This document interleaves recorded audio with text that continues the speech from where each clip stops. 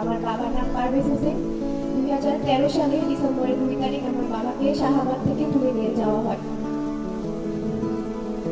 আমি 2.5 বছর যখন আমার ছিল তখন থেকে আমার আমরা কোলে কোলে করে এখানে আসি। আমি বড় হয়ে গেলাম এখানে আসতে আসতে। এই শব্দটা অনেক ছোট, কিন্তু এর ভিতরে লুকিয়ে আছে হাজার হাহাকার, কষ্ট, কান্না। ছোট থেকে একটাই স্বপ্ন, আমি আমার বাবার সাথে স্কুলে যাবো, কিন্তু এখন পর্যন্ত আমার এই স্বপ্নটা পূরণ হচ্ছে না। আমার এই স্বপ্ন থেকে আরো পূরণ হবে? আমার ভাই কি বাবার মুখটা দেখতে পারবে? এই স্বাধীন দেশে কি আমাদের বিচার হবে? আমাদের বাবাদের কোথায়? আমাদের বাবাদের কেন গুম করা হয়েছিল? গুম কমিশন বলে ধরে নিন ওরা মৃত। কেন এটাকে হাতের অক্ষরটা আমরা ধরে নিব? আমাদের বাবার হাতে একটা দল করা কোনো অপরাধ না, দল সবাই করে।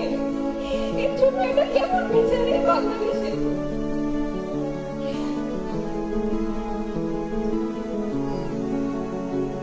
বছর যায়, নতুন বছর আসে, কিন্তু আমাদের বাবার আসে না।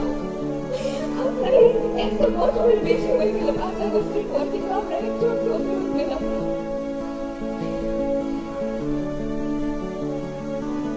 আমি তারেক রহমান তাজুর কাছে আশা করি যে আমাদের বাবাদের খুঁজে দেবে, এই বাংলাদেশের মাটিতে বিচার করবে এই